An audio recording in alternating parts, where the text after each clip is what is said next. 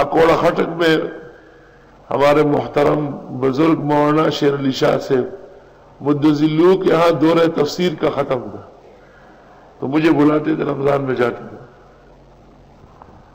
ایک شخص قریب آیا،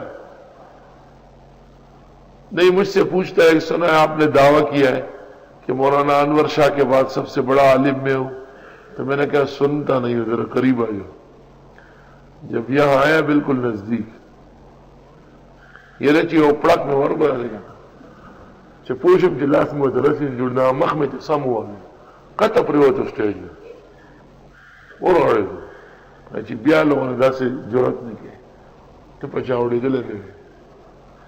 خلکو یاره دی به کوړي چې ته نه اورم نږدې راغلو، خو چې مټ کې مې راغلو دا پړک مو ته سره خوښه وه. خر بچیه مونږ خو ټول ورځ د مفتي احمد الرحمن او د مفتي ولی حسن کیسې کوو، د خپلو اساتذو د علومو تعارف کوي، دا ته څه غول خوري، د غول خور کار غول خوراک دی. یہ بھی ایک طریقہ ہے. فقہاء نے لکھا ہے کہ چھوٹے بچے کو سمجھانے کے لیے صرف زبانی تنبیہ کافی نہیں ہے، کبھی کبھی استاذ جو ہے ضرب یضرب کا باب بھی جاری رکھے، اس میں خاص لذت ہے.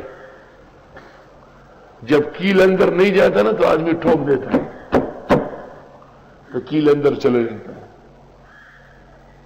لکڑی جب نہیں کٹتی ہے تو آرے کو آدمی دبا دیتا ہے. یہ تو انگریز کی غلط روش ہے کہ جی بس خبردار کچھ کہہ دیا، بس ڈانٹو بھی نہیں.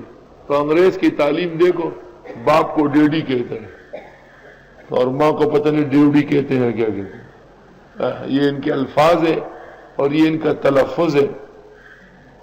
آداب کہاں سے آئیں گے؟ بیٹا باپ کو کہتا ہے ابا جی سگریٹ ہے،